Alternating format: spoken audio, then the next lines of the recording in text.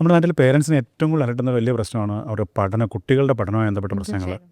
Especially ഇപ്പോൾ കോവിഡിന് ശേഷമുള്ള കാലഘട്ടവും കോവിഡിന് മുമ്പുള്ള ടൈം തമ്മിൽ ഭയങ്കര ഒരു പ്രശ്നമുണ്ട്. കോവിഡിന് മുമ്പ് അവർ എങ്ങനെയെങ്കിലുമൊക്കെ അത്യാവശ്യം പഠിച്ചു പോകുമായിരുന്നു. അതിനുശേഷം വന്നപ്പോഴത്തേക്ക് ഈ പഠനത്തിനായിട്ട് ഈ ഗാഡ്ജറ്റ്സ് കൈ കിട്ടിയത് കൂടി പരിപാടി കഴിഞ്ഞു. കുട്ടികളുടെ ഇതിൻ്റെ പുറകിലാണ്. ഇപ്പോൾ പേരൻസിന് അറിയാത്ത ടെക്നിക്കെല്ലാം കുട്ടികൾക്കറിയാം. ഈ ഗാഡ്ജറ്റിൽ എന്ത് ചെയ്യണം എന്നുള്ളത് പറ്റിക്കാൻ ഭയങ്കര എളുപ്പമാണ്.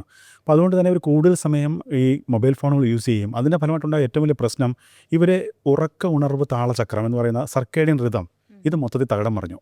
പണ്ട് കാലത്ത് ഒരു വിഭാഗം പേര് രാത്രി വൈകി ഉറങ്ങുന്നവരും ഒരു വിഭാഗം പേര് രാവിലെ നേരത്തെ ഉണർന്ന് രാത്രി നേരത്തെ ഉറങ്ങി രാവിലെ നേരത്തെ എഴുന്നേൽക്കുന്നവരായിരുന്നു.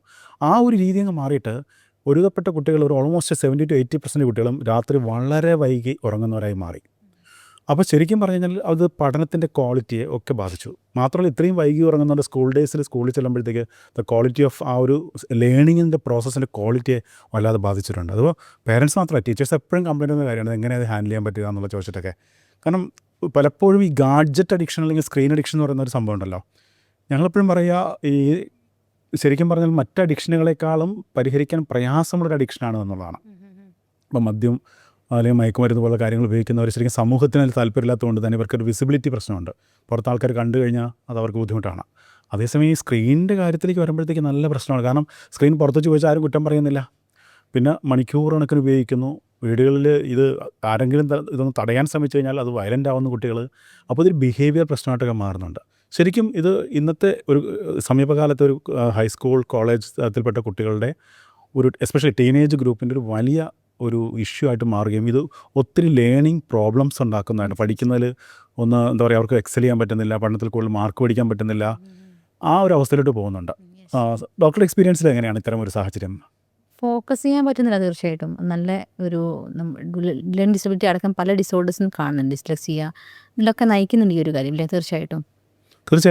ആക്ച്വലി നമുക്കിപ്പോൾ ലേണിംഗ് ഡിസബിലിറ്റി എന്നും അതായത് പഠന വൈകല്യങ്ങൾ, അപ്പോൾ അതിന് പുറമെ അത്തരം പ്രശ്നങ്ങളില്ലാത്ത കുട്ടികളിൽ അവർക്ക് നമുക്കറിയാം തീർച്ചയായിട്ടും അവർക്ക് ഒരു നിശ്ചിത പ്രായത്തിൽ ഒരു ഇൻ്റർവെൻഷൻ കൊടുത്താൽ മാത്രമേ നമുക്ക് പരിഹാരമുള്ളൂ. ആ പരിഹാരങ്ങൾക്കൊരു ലിമിറ്റേഷൻസ് ഉണ്ട്, പൂർണ്ണമായിട്ടും മാറ്റാൻ പറ്റത്തില്ല. കാരണം ഇതൊരു ഡെവലപ്മെൻറ്റൽ ഡിസോർഡർ ആയതുകൊണ്ട് തന്നെ ജസ്റ്റ് ലൈക്ക് ഇതൊരു വൈകല്യമാണ്. ഇപ്പോൾ വൈകല്യങ്ങൾക്ക് നമുക്ക് ഒരാൾക്ക് ഒരു മുടന്തുണ്ട്, അതൊരു വൈകല്യമാണ്. അത് പൂർണ്ണമായിട്ടും മാറ്റാൻ പറ്റില്ല. പക്ഷേ പ്രോസസ്സസ് പോലുള്ള കാര്യങ്ങൾ വെച്ചിട്ട് നമുക്ക് മുടന്തില്ലാത്ത ആളിനെ പോലെ ജീവിക്കാൻ പറ്റും. എന്ന് വെച്ചാൽ ആ പ്രശ്നം മാറിയിട്ടില്ല. പക്ഷെ അതേസമയം യാതൊരു പഠന പ്രശ്നങ്ങളും ഇല്ലാതിരുന്ന കുട്ടികളിൽ ഒരു കടുത്ത പ്രശ്നമായിട്ട് ഇത് മാറുകയാണ്. അപ്പോൾ ഇതിനെന്ത് ചെയ്യണം, ഇതെന്താ പരിഹാരം? അത് ഒരു സ്ക്രീൻ അഡിക്ഷൻ എന്നുള്ള കാര്യത്തിൻ്റെ അപ്പുറത്തേക്ക് പോയിട്ട് ഇത് ടോട്ടലി അവരുടെ ഒരു ക്വാളിറ്റി ഓഫ് ലൈഫ്, അവരെ ഒരു ലേണിംഗ് സ്കിൽസ്, ബിഹേവിയറൽ പാറ്റേൺ, ഇങ്ങനെ എല്ലാ മേഖലയിലും ബാധിക്കുന്നുണ്ട്.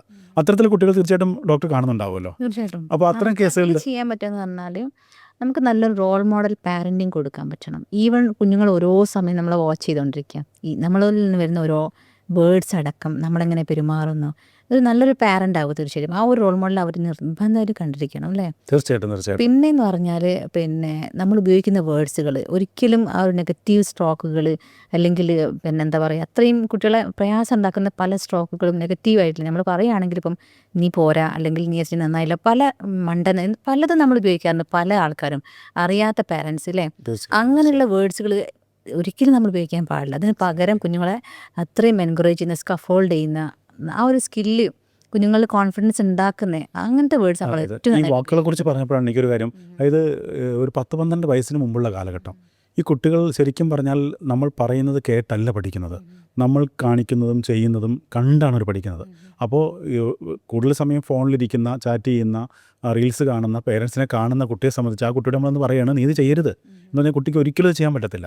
മാത്രമല്ല ഈ സമയത്ത് നീ ഒരു മണ്ടനാണ്, നിന്നെക്കൊണ്ടൊന്നിനും കഴിയത്തില്ല, ഇത്തരത്തിലുള്ള പ്രയോഗങ്ങൾ കുട്ടികൾ കേൾക്കുമ്പോൾ അല്ലെങ്കിൽ മറ്റു കുട്ടികളോട് കമ്പയർ ചെയ്തിട്ട് കണ്ടോ അവൻ മാർക്ക് മേടിച്ചുകൊണ്ടോ നിനക്കൊന്നും പറ്റുന്നില്ല, നിന്നെ എന്തിനു കൊള്ളാം, ഇത് അവൻ്റെ മനസ്സിനകത്ത് ഇത് ഒരു തവണയേ പേരൻറ്റ് പറഞ്ഞിട്ടുണ്ടാവുള്ളൂ, പക്ഷേ 100 തവണയെങ്കിലും അവൻ സ്വയം പറയുന്നുണ്ടാവും. അങ്ങനെ അവൻ്റെ ഒരു കോർ ബിലീഫ് സിസ്റ്റമായിട്ട് മാറുകയും അവൻ്റെ പേഴ്സണാലിറ്റിയെ, അവൻ്റെ ക്യാരക്ടറിനെ, അവൻ്റെ സ്വഭാവത്തെയൊക്കെ തന്നെ തകിടം മറിക്കുന്ന ഒരു വലിയ പാറ്റേണായിട്ട് ഡെവലപ്പ് ചെയ്യുകയും പിന്നീട് ഇത് കൈകാര്യം ചെയ്യാൻ നല്ല പ്രയാസമുള്ള കാര്യമായിട്ട് മാറുകയും ചെയ്യും. മിടുക്കനായിരിക്കാം, പക്ഷേ കുറച്ച് മാനൊന്നും എനിക്ക് വയ്യ, എന്നെക്കൊണ്ട് പറ്റില്ല, ഞാൻ മണ്ടനാണല്ലോ, സോ എനിക്കൊന്നും ചെയ്യാൻ പറ്റില്ല, അങ്ങനത്തെ ഒരു പാറ്റേണിലേക്ക് കുട്ടികൾ പോകാൻ ചാൻസ് ഉണ്ട്. അപ്പോൾ അതിനകത്ത് ഡോക്ടർ പറഞ്ഞ പോലെ ഉപയോഗിക്കുന്ന വാക്കുകൾ, പെരുമാറ്റം, സമീപനം, നമ്മൾ പലപ്പോഴും കുഞ്ഞുങ്ങളെ ശ്രദ്ധിച്ചിട്ടുണ്ടോ, ഇവർക്ക് ഒത്തിരി ടച്ച് നീഡ് ആവശ്യമുണ്ട്. അവർക്ക് നമുക്ക് അവരോടൊരു കാര്യം സ്നേഹത്തോടെ പറയാനുള്ള ഒരു കാര്യം വഴക്ക് പറയാനും ചെയ്യുന്നതിനേക്കാളും ഒന്ന് അവരെ തൊട്ടുകൊണ്ട്, ഒന്ന് തലോടിക്കൊണ്ട് മോനെ നീ ഇങ്ങനെ ചെയ്യടാ എന്ന് പറഞ്ഞു കഴിഞ്ഞാൽ നമ്മൾ പലപ്പോഴും കാണുന്നൊരു കൗതുകരമായ കാര്യമുണ്ട്. നമ്മളെ കുട്ടികൾ ഒരു നല്ല കാര്യം ചെയ്താൽ ഈ പേരൻസ് ഒന്നും കാണത്തില്ല. എന്നാൽ അവരൊരു ഭാഗത്തൊരു മിസ്റ്റേക്ക് ഉണ്ടായോ അത് നമ്മൾ കൃത്യമായിട്ടും കാണുകയും തിരുത്തുകയും ചെയ്യും. അതിന് പേരൻസ് പറയുന്ന ന്യായീകരണം എന്ന് അറിയാമോ? കാരണം ആ തെറ്റുകൾ അവൻ തിരുത്തണം, നല്ല കാര്യങ്ങൾ അവൻ ചെയ്യണമല്ലോ. എക്സാക്ട്ലി ഇപ്പോൾ ഒരു കുട്ടി, ഒരു ടീനേജിലൊരു കുട്ടിയാണ്, അവൻ്റെ മുറി ആകെ മെസ്സായി കിടക്കുകയാണ്, മൊത്തം വലിച്ചുവാരിട്ടിരിക്കുന്നു, ഒന്നും അടിക്കും ചിട്ടം ചെയ്യില്ല, പേരൻസ് എപ്പോഴും വഴക്ക് പറഞ്ഞു. പക്ഷെ ഒരു ദിവസം ഈ കുട്ടി ഇതൊക്കെ ഒന്ന് അടുക്കി വയ്ക്കുകയാണെന്ന് വിചാരിച്ചോ, നമ്മളെന്താ കുട്ടിയോട് പറയുക? നമ്മൾ പറയാൻ പോകണം മിക്കവാറും ഡയലോഗ് ഇങ്ങനെ ആയിരിക്കും, നോക്കാമല്ലേ ഇത് എത്ര നേരം കിടക്കും. അല്ലെങ്കിൽ പറയുന്ന ഡയലോഗ് ആയിരിക്കും, ആ നിനക്ക് ഇന്നെങ്കിലും ഇത് ചെയ്യാൻ തോന്നിയല്ലോ. ഇത് രണ്ടും അപ്രീസിയേഷൻ അല്ല, ഇത് കുറ്റപ്പെടുത്തല. അതിന് പകരം പറയല്ലോ, അവനോട് പറയാവുന്നൊരു വാചകമാണ്, മോനെ സൂപ്പറാണ് നിൻ്റെ മുറി, എന്ത് ഭംഗിയാണ് കാണാനായിട്ട്, അടിപൊളിയായിട്ടുണ്ട് കേട്ടോ, രസമുണ്ട്. ഇത് ഒരു തട്ടാണ്, ഒരു തലോടലാണ്, ഒരു അപ്രീസിയേഷനാണ്. ഇങ്ങനെ ഒരു പ്രോപ്പർ ടൈമിൽ ഒരു കറക്റ്റ് അപ്രീസിയേഷൻ കുട്ടിക്ക് കൊടുക്കാൻ പറ്റിയാൽ എന്താ ഗുണം? അവൻ ആ ഒരു ബിഹേവിയർ പാറ്റേൺ ഡോക്ടർക്ക് അറിയാമല്ലോ, അത് വീണ്ടും വീണ്ടും അവൻ ചെയ്യാൻ ശ്രമിക്കും.